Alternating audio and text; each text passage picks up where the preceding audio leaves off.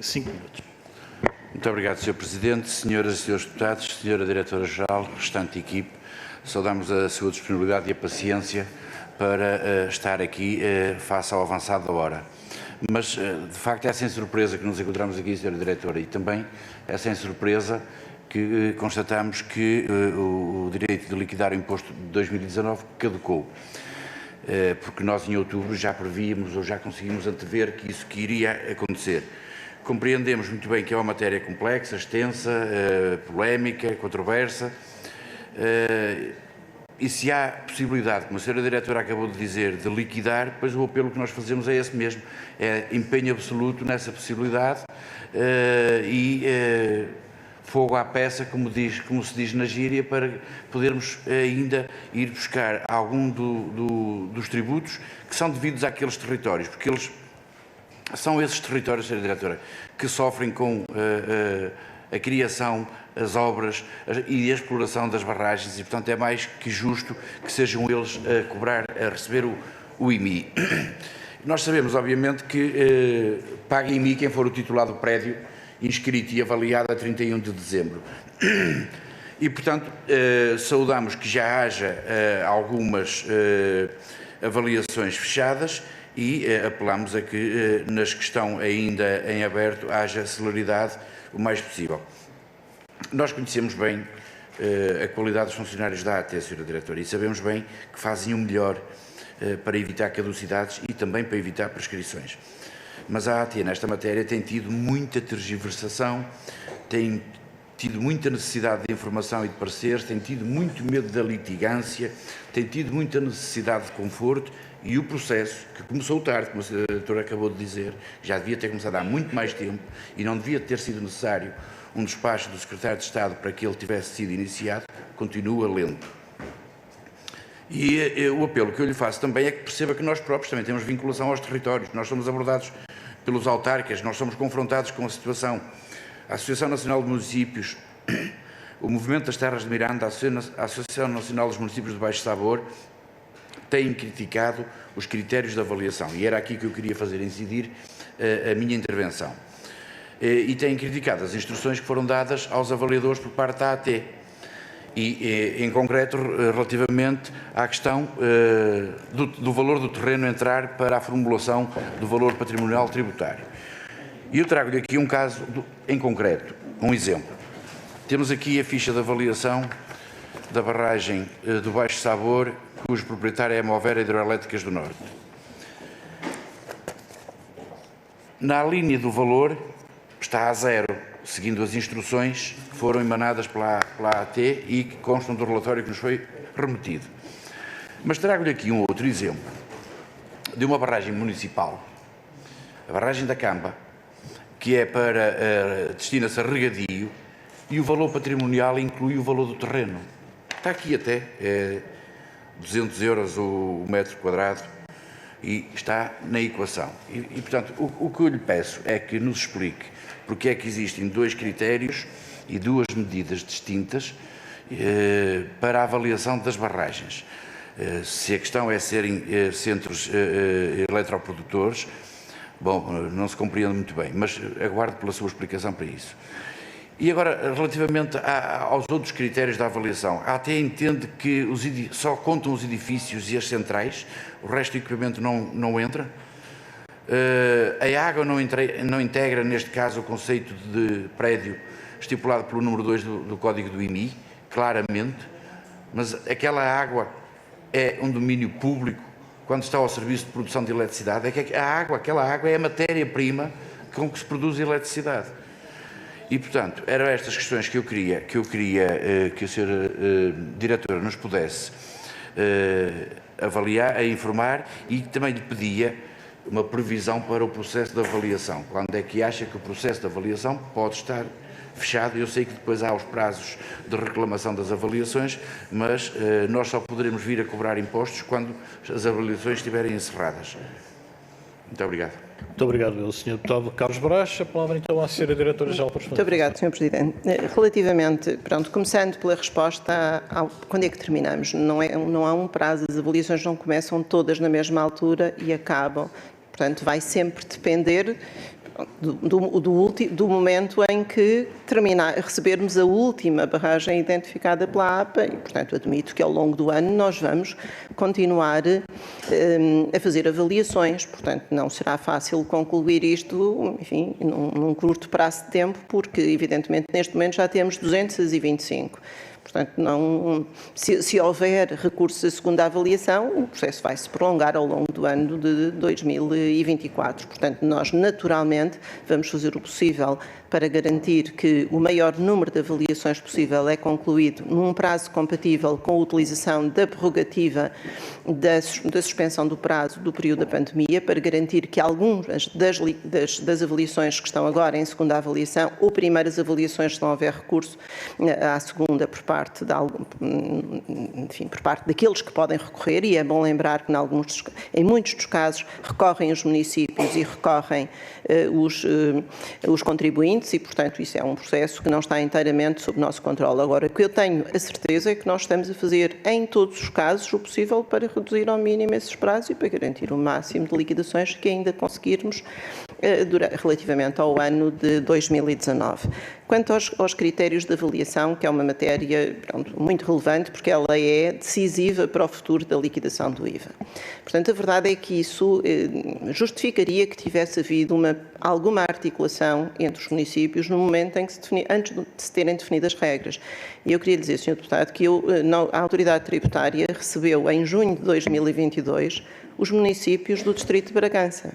Pediram para ser recebidos, eu recebi-os, enfim, acompanhados das pessoas que entenderam trazer, e, portanto, foram todos recebidos, e o objetivo daquela reunião era, enfim, terem informação acerca dos impostos associados ao negócio da venda das barragens. E, portanto, foram recebidos, eu prestei todos os esclarecimentos que podia prestar. À margem dessa reunião e não fazendo parte da agenda, o tema da incidência do IMI e como é que se ultrapassariam as dificuldades do quadro legal foi discutido e foi dito que nós não tínhamos uma base legal segura para fazer a liquidação e que era importante que houvesse articulação com o Governo ou com a Assembleia e com os grupos parlamentares para que se assegurasse um quadro legal estável que fornecesse certeza e segurança jurídica nas liquidações futuras. Isso foi dito a quem esteve presente e os municípios estiveram lá. E, portanto, nem nessa altura, nem depois do despacho do Sr. Secretário de Estado, nunca os municípios nos procuraram para fazer notar quais eram os aspectos importantes a termos em conta em eventuais instruções que viéssemos a emitir para fazer as avaliações. O que lamentamos, porque se havia de facto, e era importante, que os municípios são os destinatários da receita e nós temos o máximo interesse e disponibilidade para os ouvir, que nos tivessem feito chegar algumas sugestões ou até mesmo que se tivesse mudado o quadro legal, se fosse possível, se entender que alguns destes aspectos que a lei hoje não permite que se tenham em consideração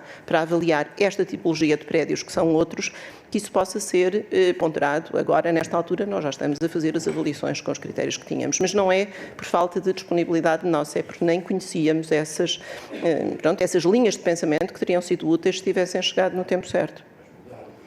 Não, Sr. Deputado, eu vou pedir à doutora Lourdes Ferreira, que é a Subdiretora-Geral do Bem e Património, que aliás foi quem preparou as instruções, e, portanto, para termos uma resposta, eu não estou a dizer que não, eu não estou a dizer-lhe, não queria ser eu a responder sobre isso para haver um máximo de rigor técnico. É apenas por isso que vou pedir à doutora Lourdes Ferreira, por favor, que explique, contextualize as instruções e que responda concretamente àqueles dois exemplos que o Sr. Deputado apresentou. Senhora Subdiretora-Geral, com um esforço de síntese, faço favor. Certíssimo, obrigada. Bom, nós não mudámos nenhum critério de avaliação. O método que estamos a utilizar na avaliação das barragens, que é o método de custo adicionado do valor do terreno, é um método que o Código IMI prevê para os prédios que são outros, ou tipo industrial, e que constam da portaria onde estão as barragens, e, portanto, este método é um método que é utilizado, que sempre foi. O que é que nós fizemos? Ajustamos, obviamente, às barragens, tendo em conta a tipificidade do tipo de construção, aquilo que são, enfim, orientações técnicas que nós colhemos dos próprios peritos, não é? Portanto, os peritos avaliadores, obviamente, são técnicos que são contratados pela AT, como já aqui foi dito em anteriores audições. A AT não tem peritos avaliadores nos seus quadros, mas recorre a profissionais tecnicamente independentes e, sim, a AT divulga instruções tendentes a que haja uma harmonização nos procedimentos, garantindo assim, ou pelo menos com esse intuito, garantindo a harmonização a todo o território. Dentro deste método de custo adicionado do valor do terreno, e no caso concreto destes aproveitamentos, o que acontece é que houve, de facto, instruções dizendo que, neste caso, estando em regra, estes aproveitamentos construídos em terrenos de domínio público, na verdade, ao valor do custo, portanto, ao valor da construção, não deverá ser adicionado o valor do terreno, por ser do domínio público, o terreno. O caso concreto que o Sr. Deputado refere de uma situação em que há, portanto, há valor desse terreno, enfim, não vou, até porque não tenho o caso concreto comigo, não sei se isso pode ter várias justificações, ou porque, nesse caso, eu não sei exatamente qual é a característica do aproveitamento. Ok, sim, dará e eu verei. Mas, portanto, agora e clarificando, portanto, ou esse aproveitamento concreto está em terreno que não é de domínio público, não sei, portanto, eu não sei o que é que o perito fez nesse caso, não é? E isso justificaria, porque a regra é adicionar o valor do terreno ao custo da construção, não há dúvidas. E nós não alteramos este critério para estes aproveitamentos. O que nós dissemos nas instruções que divulgámos, nas orientações, foi que, estando em causa as construções assentes em prédios, terrenos, entenda-se, de domínio público, o valor do terreno não é adicionado. Portanto, foi esta a adaptação, digamos, aos casos concretos que estejam em domínio público e não uma alteração de regras, porque a regra mantém-se. Método de custo adicionado do valor do terreno. Aliás, é assim mesmo que o método se chama. Quanto à questão dos equipamentos, nós também não alteramos aquilo que são as instruções que sempre divulgamos. Isto é, em